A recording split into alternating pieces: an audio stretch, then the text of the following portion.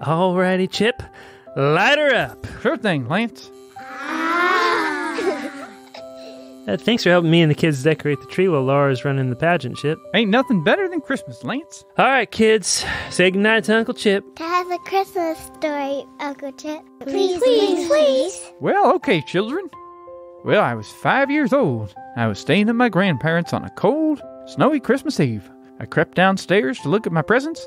Who should I see but what looked to be old Santa Claus, advancing on my grandma with a strange light in his eyes. No sooner had I seen it than I grabbed my trusty bat and rammed it down on Santa's head. But as he fell to the ground, I realized to my shock and horror, it wasn't my grandpa like I thought. It was some old hobo. Chip. Now, that story might not be appropriate for children, especially not right at bedtime, as nightmares can be caused by the diverse mental detritus that children accumulate during the day. I'm sorry, Lance. I wasn't thinking about mental detritus. What's a hobo? Kind of like a child-stealing monster in human form. Chip! Sorry, Lance. Let's see. A different Christmas story, children. Okay, well, it was Christmas time in my Marine days, and I'd been captured by the Taliban. The mad Arab torturer, known only as the Sultan of Sadism, was about to ply his trade. Suddenly, out of an old tinny radio, Silent Night began playing. He looked at me, and I looked at him, and he did something I didn't expect. Kicked me repeatedly in the face! Ah! Let me be, you monster! I'll get you for this! Daddy, what's torture?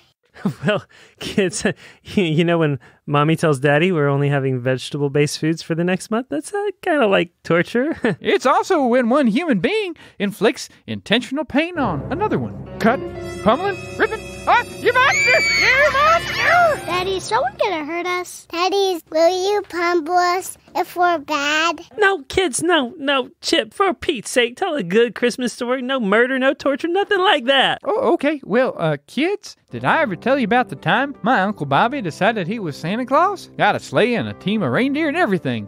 We all laughed pretty hard at that.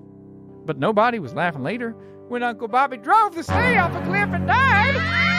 Just goes to show you gotta be careful sledding near a cliff. Dang it all, Chip. Tell a good Christmas story. All right. Well, I've met exactly 3 serial murderers in my time. No, Chip! Sorry, Lance. Well, let's see here. It's not often a scorpion gets into a Christmas stocking, but sometimes. Chip! Oh, hey, Lance. Let me see here. The word Ebola gets tossed around a lot these days. But one fateful Christmas... Chip, no, Chip! Sorry about that, Lance. Well, kids, a lot of people don't associate boa constrictors with Christmas, but one family I knew. Chip! If you're gonna give the kids nightmares, man, come on. I don't want Ebola. Is there gonna be a boa constrictor in my bed? No, kids, no. There are no boa constrictors,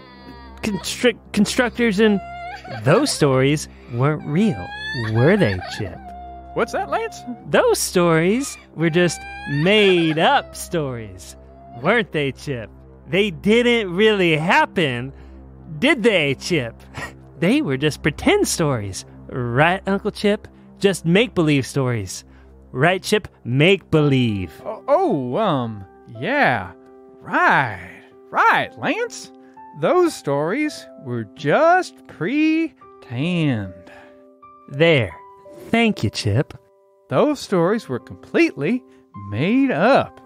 Just like Santa Claus. Chip!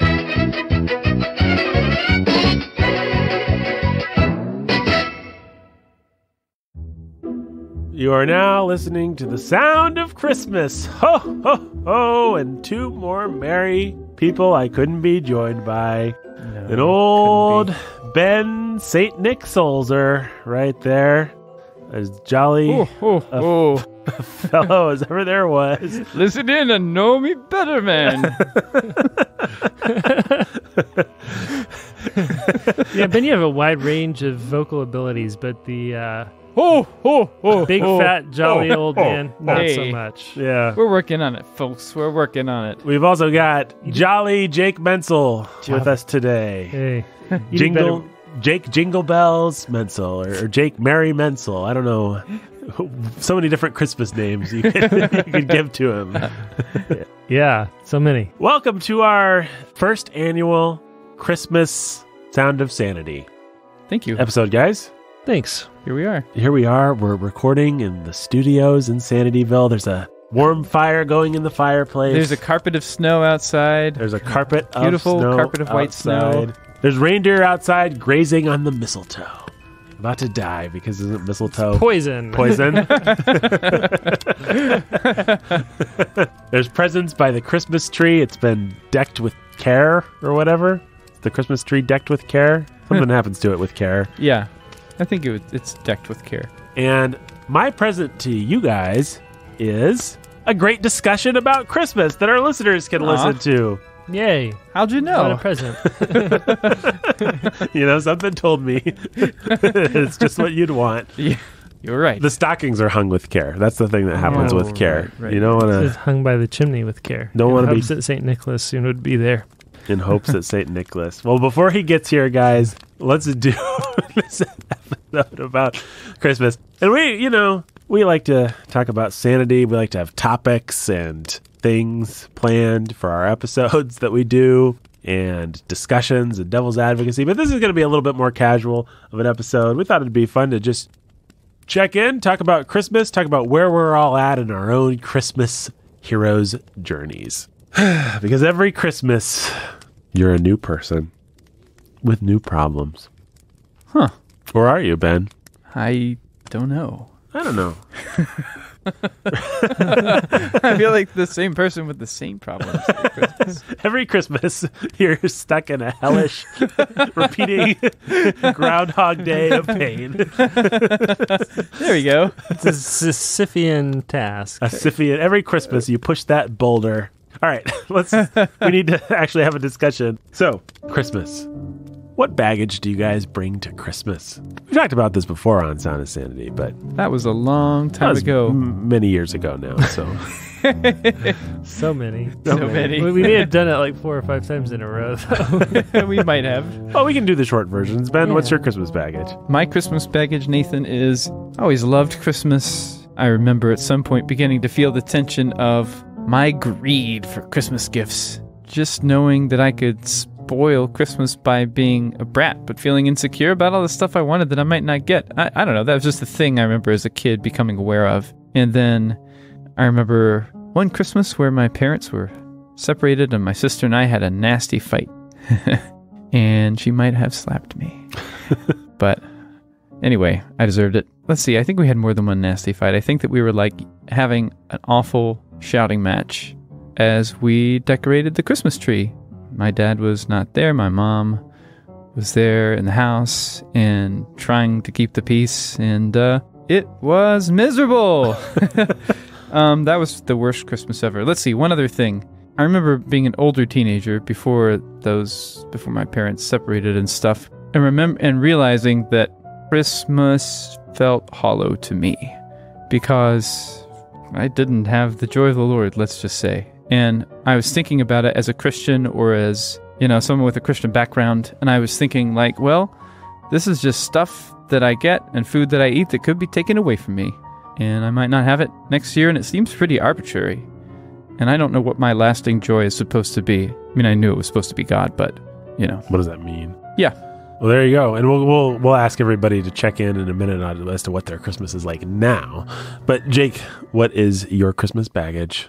I have had a long love-hate relationship with Christmas. I remember my first couple of Christmases. I remember getting a bike when I was like 4 or 5. Silver BMX bike under the tree. I think I was 4 years old.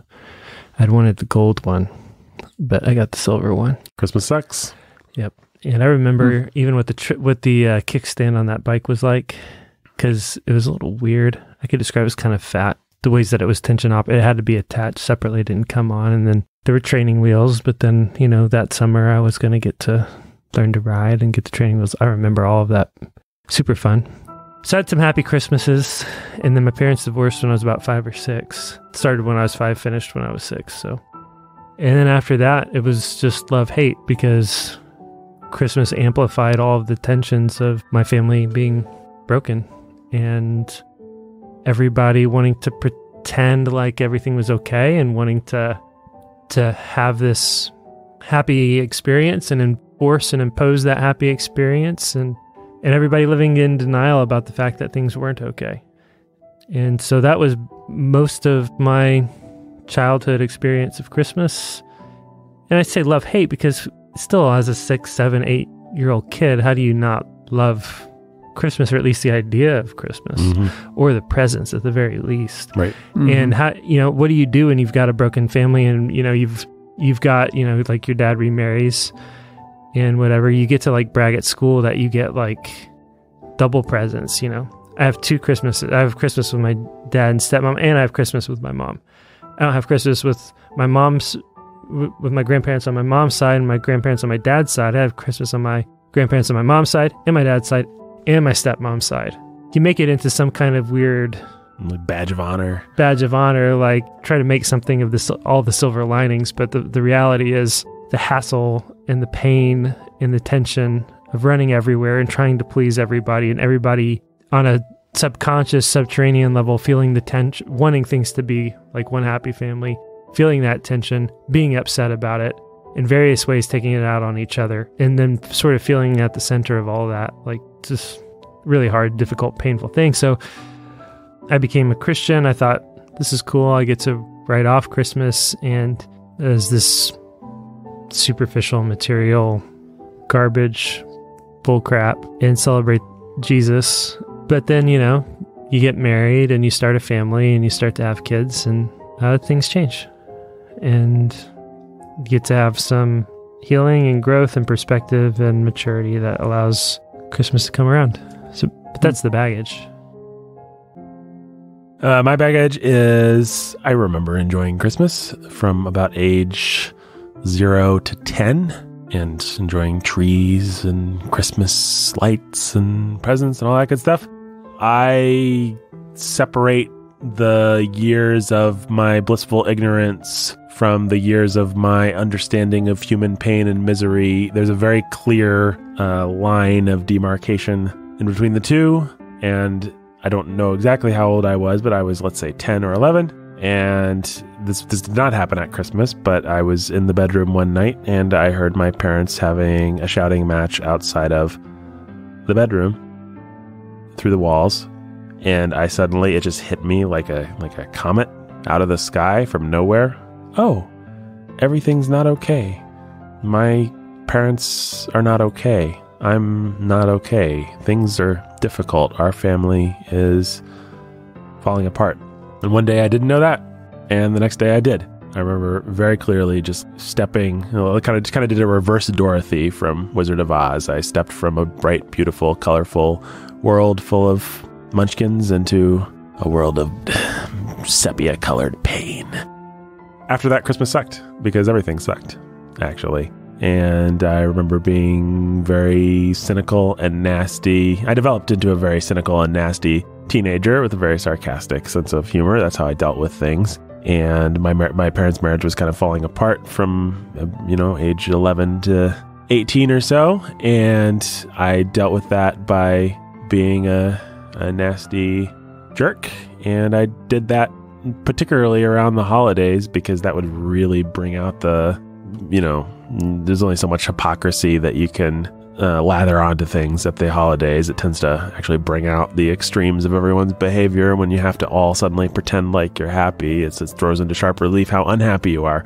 And so I remember watching that and being nasty about it and being one of those kids that just doesn't like Christmas and doesn't care about Christmas. And I sort of stayed that way. My parents got divorced into my 20s, but at a certain point, I began to get maybe a little bit of perspective, and it turned from cynicism and anger just more into sadness.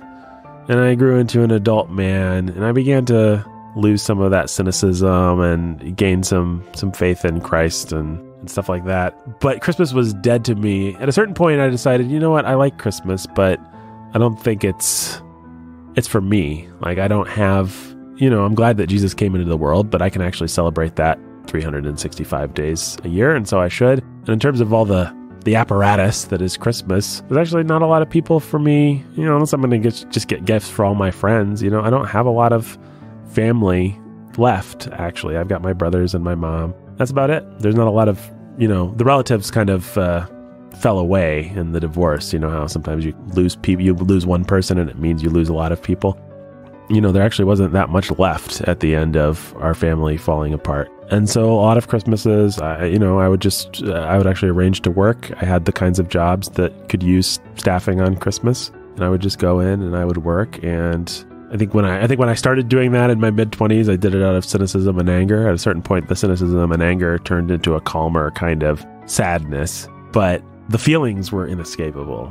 There was no way to get through Christmas without suddenly being hit with something that would just make you mourn what you'd lost. And I remember every year being surprised by it. Like every year, okay, this really doesn't matter. It's not a big day. It's, it's just let's not think about it as Christmas. It's Tuesday. What's different? It's not even snowing in southern Indiana. Like, who cares? I'm going to work. I'm going to make over, my Christmas present is I'll make double time. And then, I'd see a family at the store, or I'd see a decoration that would remind me of something, and I'd burst into tears. I remember several Christmases in a row where I'd be sad and I'd be lonely, and I'd start crying, and it managed to surprise me every time because I'm an idiot. And that's my Christmas baggage. I love Christmas. Yay! Yay! Just wanted to say. Oh, man. So now we have to say where we're at now. And Jake, I think you should go first, actually. Well, I've been married for 12 years. My oldest son's 11 years old. Which is, by the way, why I want you to go first, because you've had time to establish your Christmas. We've been able to establish some good boundaries that have allowed us to have just a really fun, enjoyable Christmas. I look forward to it. I don't look forward to a lot of the running around and travel that we still have to do. Not that I don't want to see everybody, but it's also been nice that just the pressure of it used to be, and I know that every broken family is different in its own way and whatever, but it used to be that all the pressure that a married couple feels, when you've got your family and then you've got your in-laws, and your family's always had you on the day, on Christmas Day, on Christmas Eve, on Thanksgiving Day or whatever. Now you've got to negotiate that. Right. Well, negotiating that was my whole life.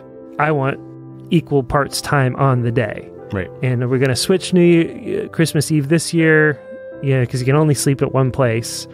Who's going to get Christmas Eve and Christmas morning? Who's going to get the evening? How's that going to work out?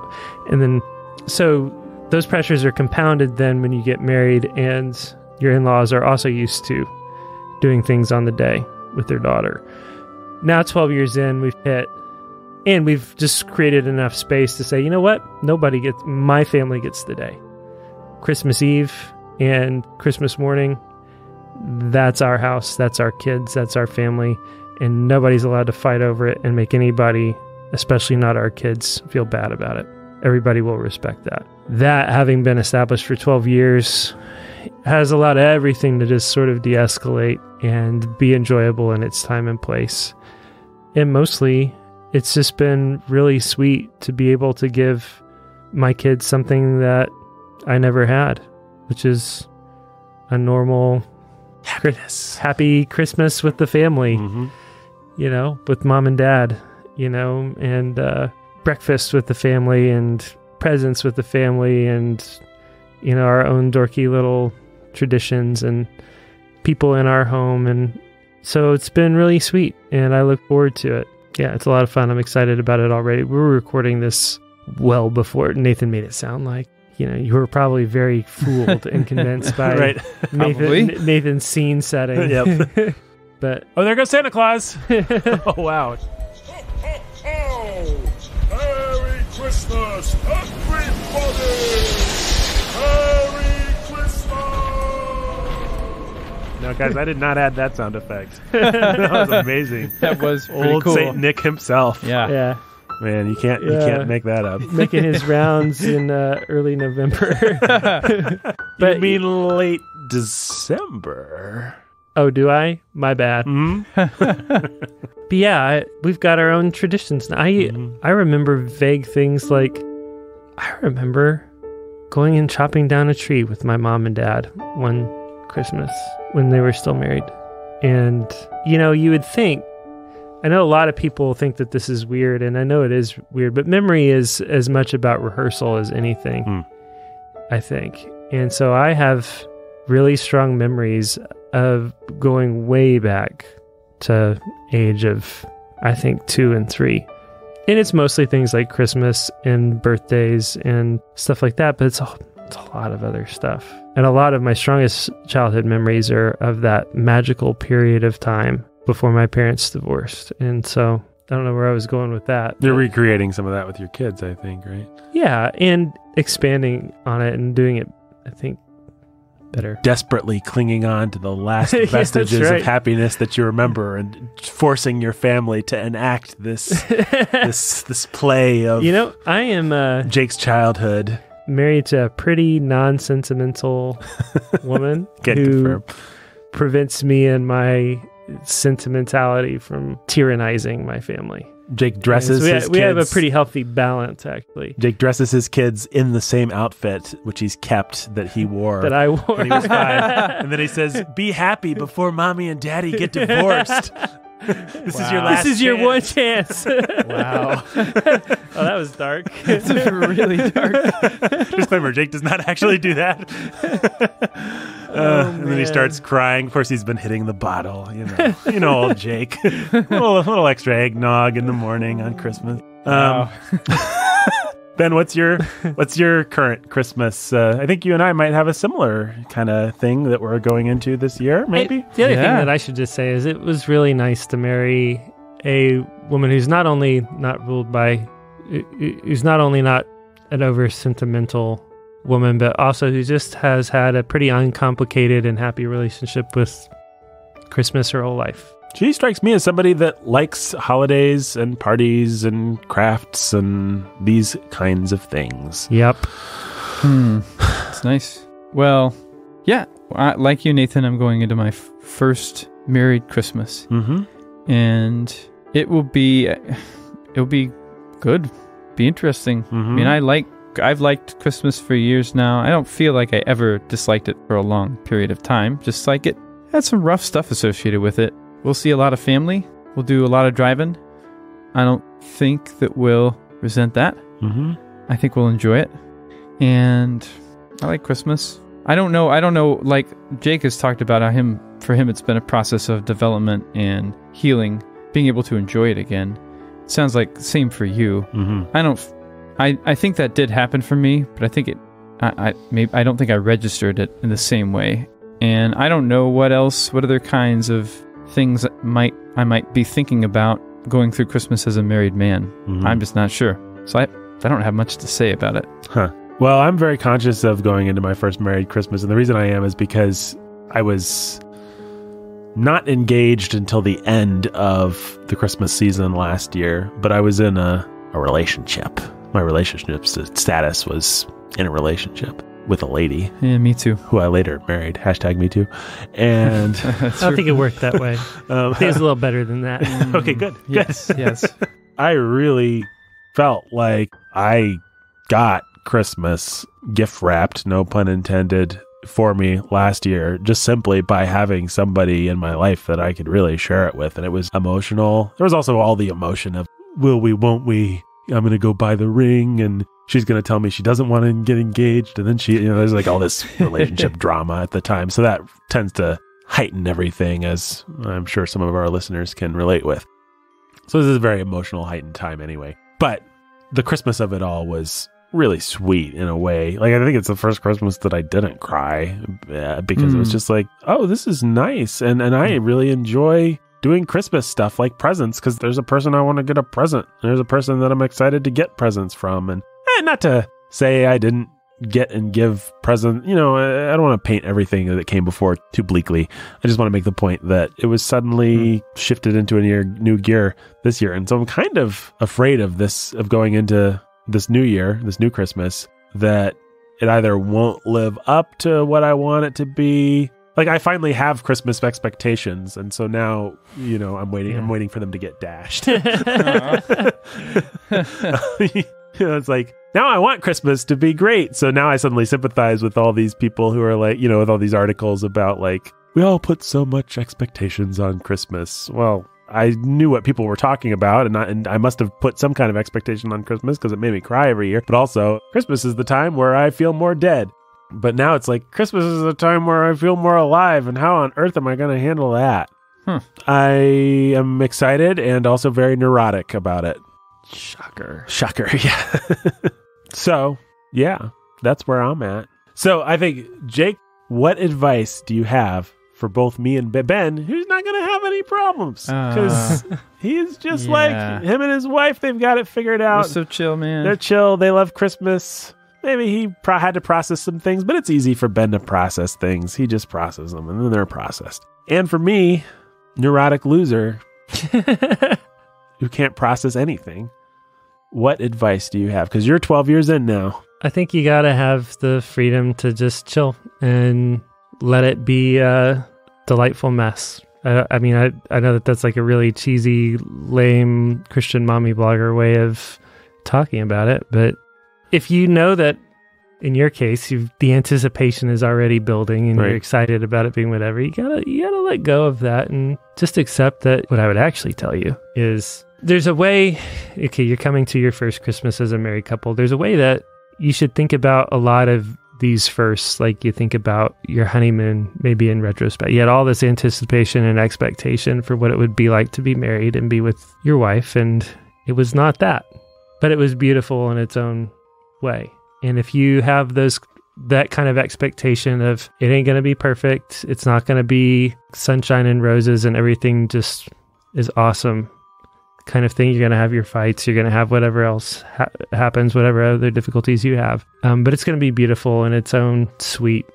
We're figuring this out together. We're figuring out what it means to be a family. We're figuring out what it means to have Christmas and to establish a godly household together sort of way. When you hit, your first Christmas as a couple, if God gives you children, so if you approach it with just more of that open hand, we'll take what the Lord gives us. We'll come to it with faith. We're not going to set the bar too high, but we are going to try to do some fun things and just let God heal us and, keep our focus centered on Him, and even our traditions just around the church and our family in a way that's healthy. You're going to be okay. You're going to be fine. It's going to be great. And you'll find yourself crying at some point by the end of the day, not for what you miss, but for what God's given you. It'll be good. And if you don't find yourself crying, that'll be okay too. What if I don't? What if I don't cry? Am I doing something wrong? Is the kind of thing that Nathan might think. Jake, that sounds like a good idea, but what I think I'm actually going to do is wait this one day this year with the expectations of purging me of my entire past, making everything that was sad into happiness, and being the most fun I've ever had. Yeah. And feeling warm and sentimental in a very Christmassy kind of a way. Yeah. As if there's sleigh bells ringing and chestnuts roasting. Yeah, and if God lets you down by not giving you that carpet of snow, then, what do you do then? Become an atheist. Yeah. Well, you make a fair point, Devil. How can we counter what's happening right now? Jake, I hope you have a stocking full of good arguments over there. I just slayed your argument. Whoa, what a pun. Mother of all puns. You could do that. And people do. Yeah. People do. That is how they set themselves up for massive failure and disappointment, and they put pressure on their wife or their husband that can never be lived up to, and then they're angry and frustrated, and they start crying when the cookies come out a little burnt. You know what? I think it's pretty helpful to remember that the very first Christmas was in a barn, surrounded by a bunch of animals, that the King of Glory was laid in a feeding trough on a bed of straw.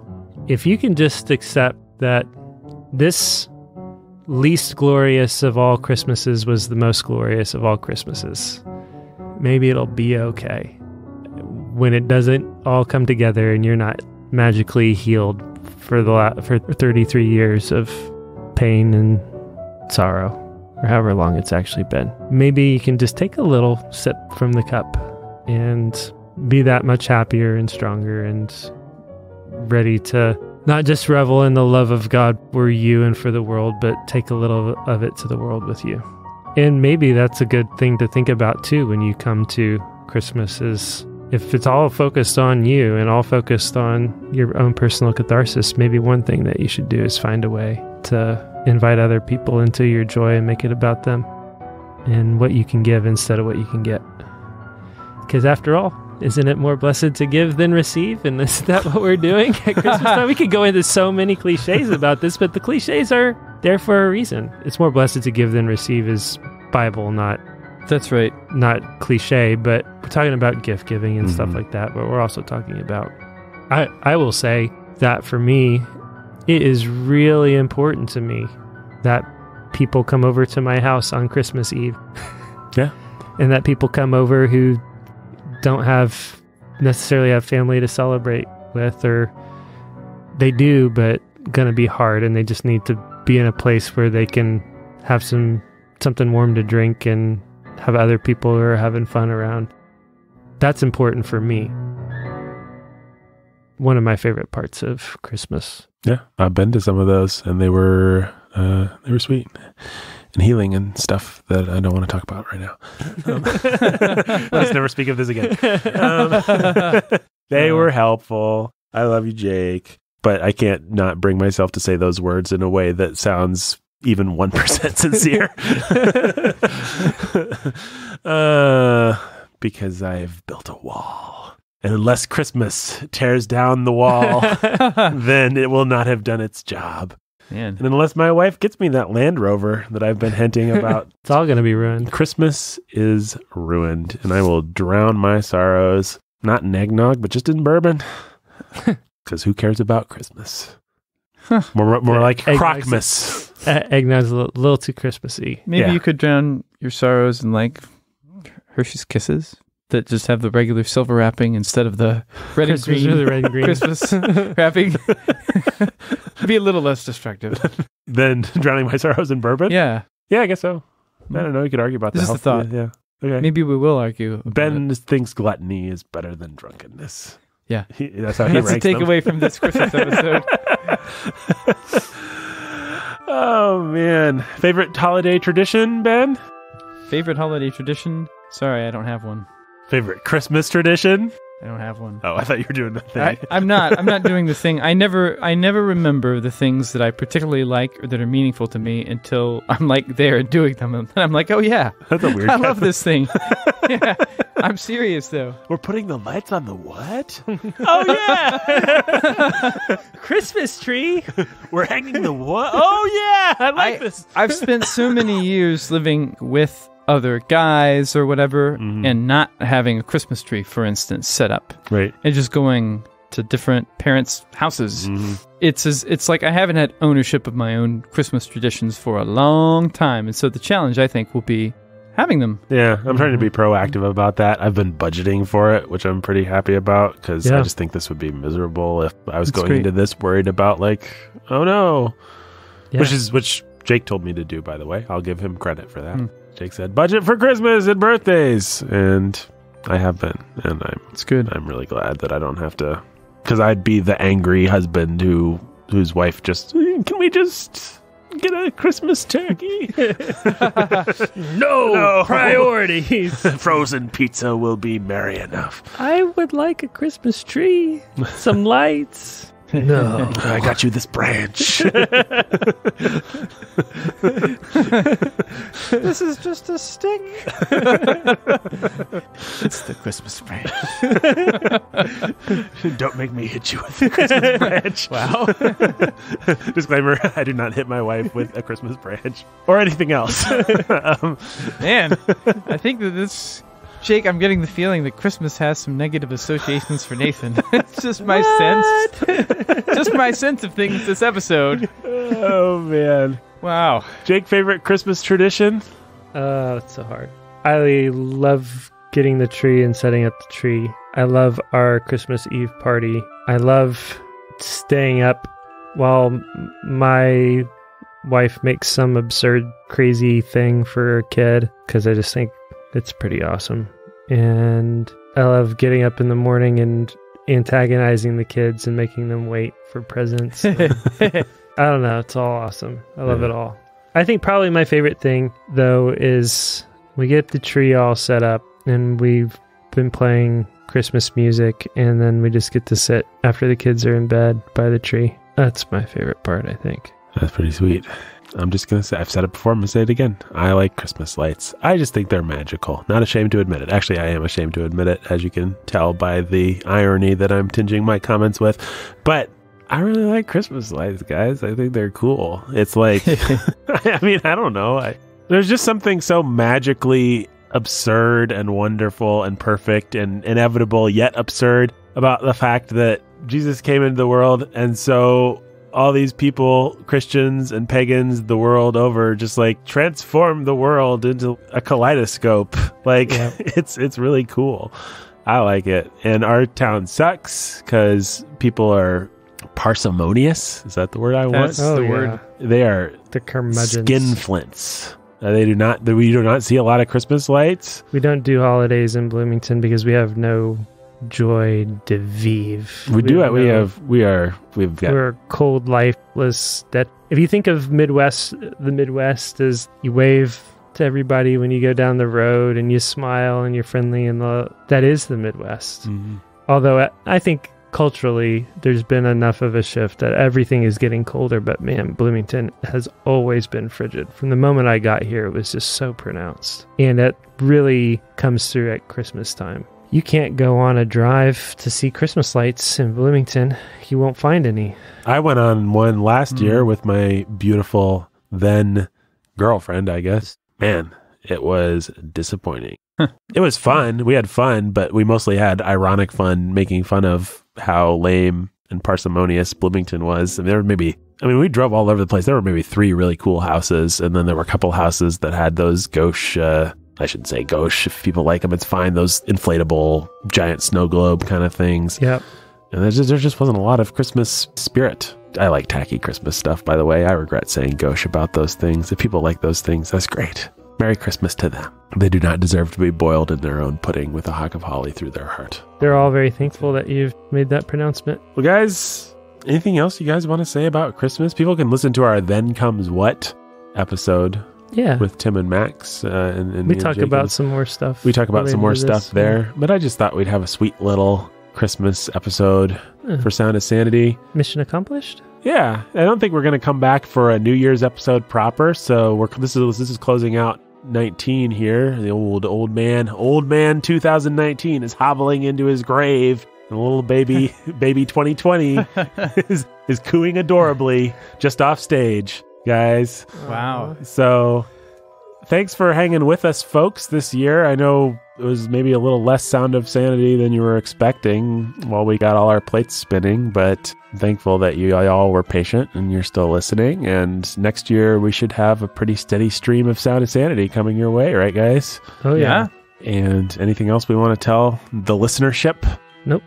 Merry Christmas. Merry Christmas. Merry Christmas, you wonderful old building and loan. Sound of Sanity was produced by me, executive produced by Jake and me, performed by Nathan and Jake, and associate performed. Associate performed by Jolly Ben Solzer. Until next time, folks. We wish you a Merry Christmas. We wish you a Merry Christmas. We wish you a Merry Christmas and a Happy New Year. Except for one of you. You know who you are. Wow. Not true. Christmas is here, bringing good cheer to young and old, meek and the bold.